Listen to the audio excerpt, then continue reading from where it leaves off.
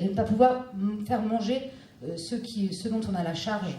Alors c'est déshumanisant parce que physiquement c'est extrêmement douloureux, mais c'est aussi déshumanisant parce qu'il y a une trahison fondamentale. Normalement, les hommes doivent se nourrir. On ne peut pas survivre sinon. Donc à partir du moment où c'est plus le cas, eh bien c'est absolument terrifiant. Alors cette dimension spirituelle, elle existe évidemment dans toutes les religions, enfin elle est exacerbée dans toutes les religions plutôt, avec à chaque fois une codification des aliments en fonction de ceux qui sont sacrés ou profanes. Alors on peut prendre par exemple l'exemple de la cacheroute pour les juifs. Alors la cacheroute c'est extrêmement compliqué. J'ai pas pu en faire un résumé tellement c'est compliqué, parce que non seulement il y a des aliments qui sont interdits, ça évidemment, mais il y a aussi des aliments qui sont interdits s'ils sont en relation avec d'autres aliments. C'est-à-dire qu'il y a des façons de manger aussi qui sont possibles. Il y a des jours où on peut manger certaines choses et pas d'autres choses, mais ça on le retrouve aussi chez les catholiques, par exemple. Le vendredi, normalement, on ne mange pas de viande. Chez les catholiques pratiquants, on ne mange pas de viande. On pratique aussi une forme de jeûne pendant le carême. On mange le fameux agneau pascal. Je peux aussi parler des musulmans, chez qui aussi c'est compliqué. Les hindous, je crois que c'est le recordman, puisque les hindous, il y a aussi qui cuisine, très très important, notamment les femmes réglées ne peuvent pas cuisiner parce qu'elles vont souiller les aliments. Certaines castes, comme les intouchables, peuvent pratiquer telle ou telle forme de... Justement, paradoxalement, parce qu'ils sont impurs, ils vont purifier, enfin bon, tout ça est très très compliqué. Très compliqué et fort passionnant. Alors, voilà, parce qu'il y a la religion, mais il y a aussi, après, tout ce qui est resté dans le monde laïque, c'est-à-dire, ça nous rappelle simplement qu'on ritualise nos repas et que, finalement, rien de ce qu'on mange, rien de ce que l'on mange ne peut être mangé si on ne lui donne pas du sens, en fait. Vous voyez ce que je veux dire ou pas?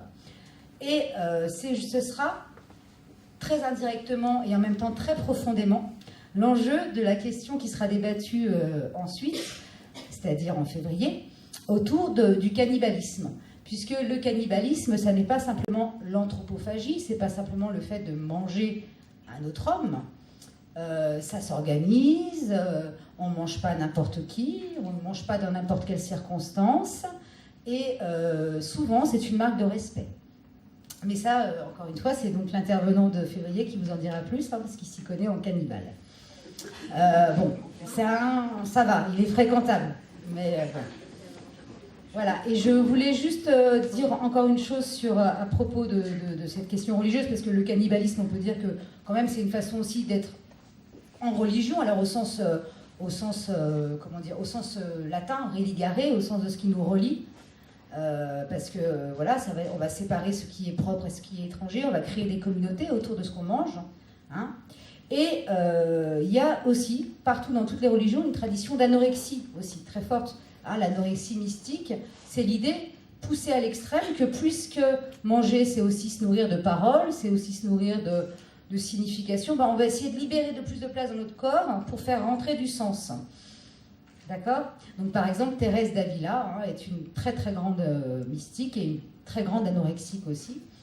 Simone Veil, dont on a parlé au début, dont on parle à la fin, parce qu'on parle toujours de Simone Veil, avait aussi sacré trouble anorexique. Mais alors, voilà, moi ça m'intéressait pas d'en parler en termes de troubles. Ce qui est intéressant, c'est que aussi, ne pas manger, ça a aussi du sens. Voilà. Alors après, c'est un trouble aussi, je suis d'accord.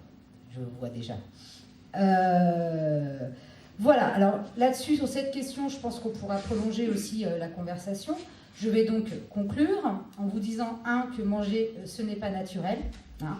Pourquoi? Parce que on ne peut pas s'en tenir à ce que la nature nous donne. En fait, pour être nourri, c'est impossible, parce que d'abord, il faut la transformer, y compris lorsqu'on fait de l'agriculture biologique, parce que l'agriculture biologique, c'est pas naturel. C'est une manière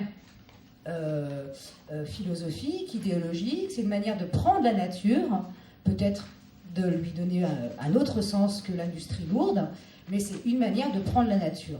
Hein. C'est donc culturel, l'agriculture biologique.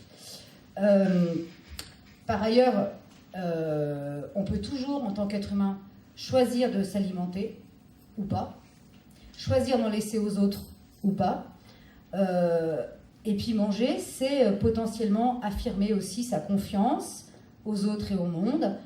C'est prendre du plaisir, c'est désirer et c'est se souvenir du goût des autres. Voilà.